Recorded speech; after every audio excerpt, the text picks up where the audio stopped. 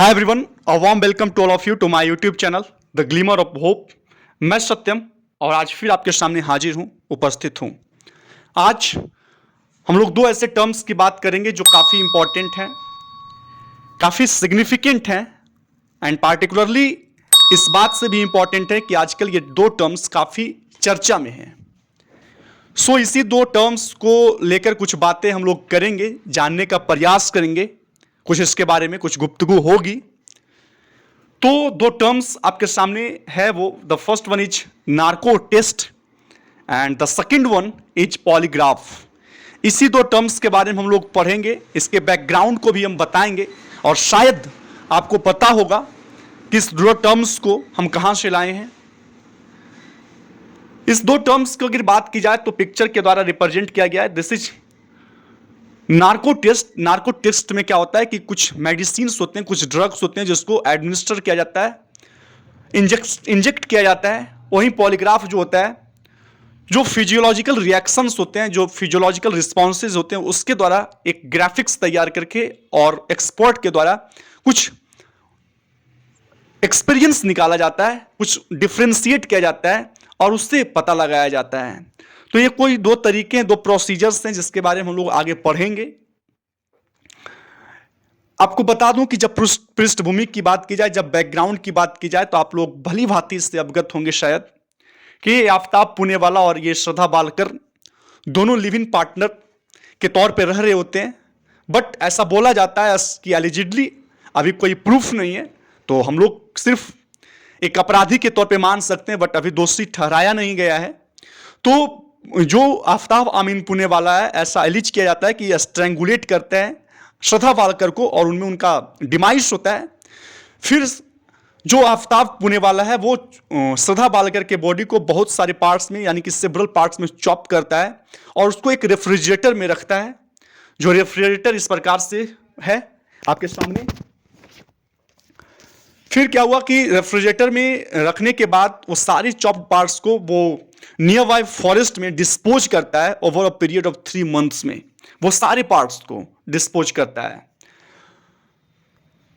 फिर पुलिस के द्वारा जब इस केस का पता चलता है, इस केस का जांच पड़ताल होता है, तो पुलिस के द्वारा इसकी जांच पड़ताल की जाती है अनेक जगहों पे जाकर, जहां जहां भी उनके द्वारा बताया जाता है आफ्ताब पुनेवाला के द्वारा।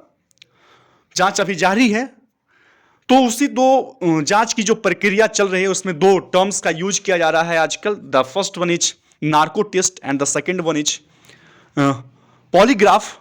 तो सबसे पहले हम लोग नार्को टेस्ट से स्टार्ट करेंगे, उसको जानने का एक प्रयास करेंगे कि आखिर है क्या, कैसे इसका यूज किया जाता है, कितना लीगल है और सुप्रीम कोर्ट का क्या मानना है। आइए हम लोग स्टार्ट करते हैं, एक एक लाइन्स करके देखते हैं। Also known as the truth serum. इस नार्को टेस्ट को ट्रूथ सीरम के नाम से भी जानते हैं। It has been used for solving crucial cases in the past में भी, पहले भी इसका यूज जो है, इस सीरम का यूज क्रूशियल केसेस में एविडेंस जुटाने के लिए इसका यूज किया गया है। वैसे केस जो बहुत ही क्रूशियल हो, जो बहुत ही सिग्निफिकेंट हो, वैसे केस को सोल्व करने के लिए, वैसे केस को रिजॉल्व करने के लिए इसका यूज किया जाता है। The test involves intravenous administration of drugs. इस टेस्ट में आखिर क्या होता है, तो इसमें एडमिनिस्टर किया जाता है, इंजेक्ट किया जाता है इंटरवेनस ड्रग्स को, यानी ड्रग्स को वेन में इंजेक्ट किया जाता है।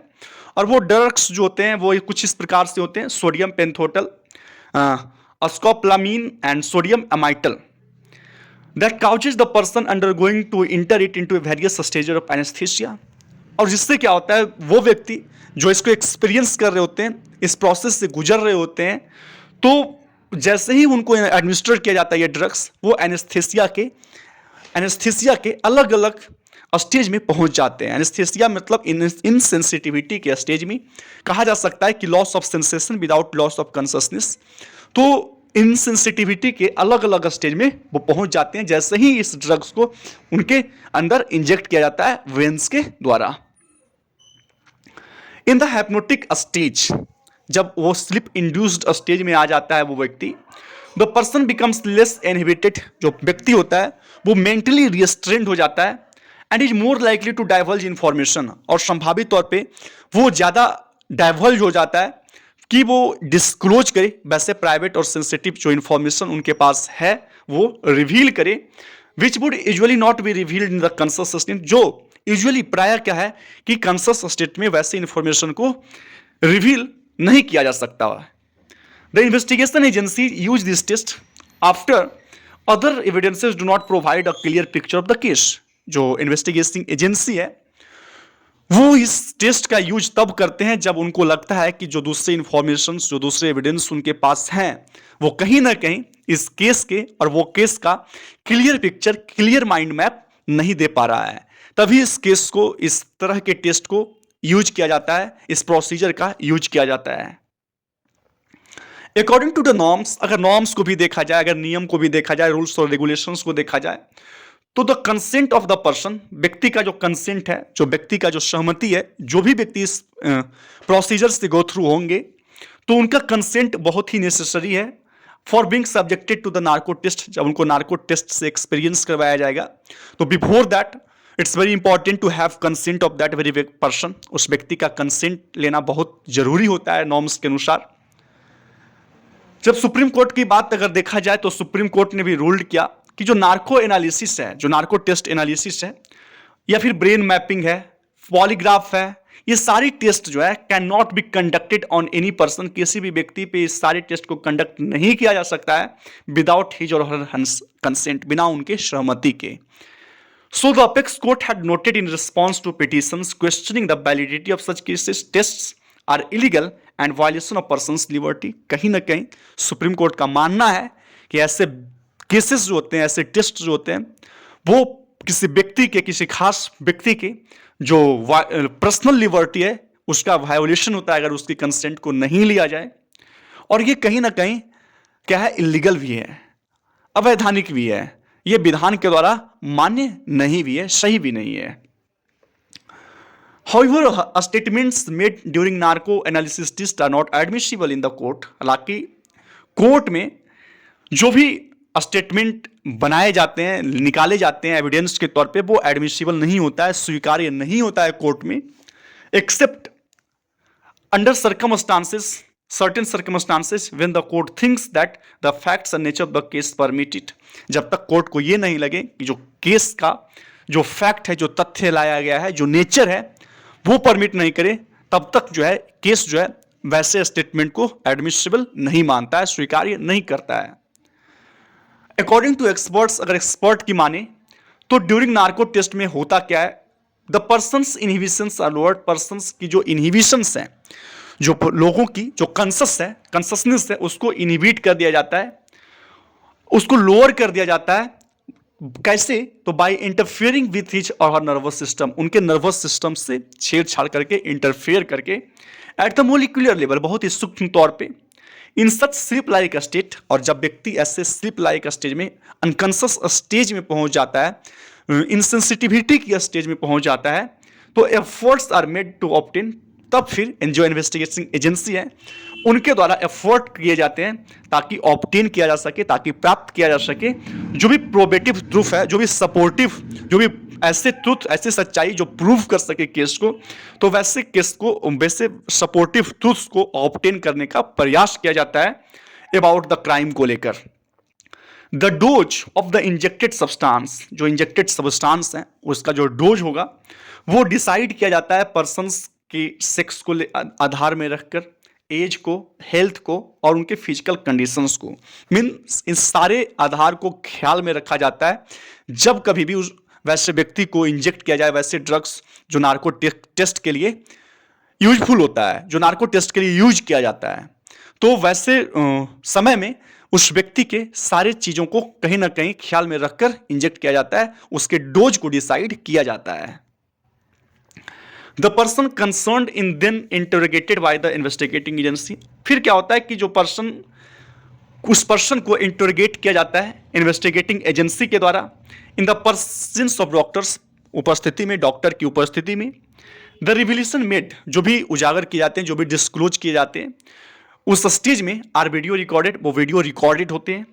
The report prepared by the expert, फिर एक्सपर्ट के द्वारा जो रिपोर्ट प्रिपेयर किए जाते हैं, बनाए जाते हैं, is use in the process of collecting evidence, फिर उस प्रोसेस में यूज किया जाता है कलेक्टिंग एविडेंस को कलेक्ट करने की जो प्रोसेस है उसमें कहीं ना कहीं उनके स्टेटमेंट को उनके द्वारा जो भी डिस्क्लोज किया जाते हैं, रिवील किया जाता है, वो सारी चीज़ों को कहीं ना कहीं यूज किया जाता है। The procedure is conducted at government hospital. जो प्रोसीजर है नार्को टेस्ट का उसको गवर्नमेंट हॉस्पिटल में कंडक्ट किया जाता है। After a court ordering permitting the same, जब कोर्ट ये परमिट करे, ऑर्डर करे तब। The narco analysis test by most notably used in 2002 Gujarat rat case. Gujarat में जो दंगा का केस हुआ था उसमें कहीं ना कहीं इसका यूज किया गया था। Abdul Karim Telgi fake stamp paper scam में भी किया गया था। निथारी किलिंग्स 2007 में जब हुआ था उसमें किया गया था। और वहीं 26/11 मुंबई अटैक में जब अजमल कसाब को कैप्चर किया गया था तो उस समय भी कहीं ना कहीं एविडेंस को प्राप्त करने के लिए इस टेस्ट को अंजाम दिया गया था। अब बात करते हैं हम लोग पॉलीग्राफ टेस्ट की। हम लोगों ने नार्को टेस्ट के बारे में पढ़ा, क्या है, कैसे इसको किया जाता है, हमारे सुप्रीम कोर्ट का क्या मानना है, तो इस सारे चीज़ों को हमने पढ़ा। अब आइए हम लोग पॉलीग्राफ टेस्ट की ओर अग्रसर करते हैं। A polygraph often incorrectly refer to as a lie detector test. प्राय इसको लाई डिटेक्टर टेस्ट के तौर पे कहा जाता है, माना जाता है। एक ऐसा डिवाइस, एक ऐसा प्रोसीजर है जो मेजर्स करता है, जो मापता है और रिकॉर्ड करता है सेवरल फिजियोलॉजिकल इंडिकेटर्स को, बहुत सारे शारीरिक इंडिकेटर्स को वो रिकॉर्ड करता है, वो मेजर करता है, जैसे कि ब्लड प्रेशर, बीपी को, पल्स को, रेस्पिरेशन को और स्किन कंडक्टिविटी को। और ये तब मेजर करता है जब व्यक्ति को पूछा जाता है, आंसर कहा जाता है कि वो आंसर करे सीरीज ऑफ क्वेश्चंस को। तब उस समय means at that very moment of time उस व्यक्ति के ब्लड प्रेशर हो, पल्स हो, रेस्पिरेशन हो, स्किन कंडक्टिविटी हो, सारी चीज़ों को रिकॉर्ड किया जाता है, सारी चीज़ों को मेजर किया जाता है।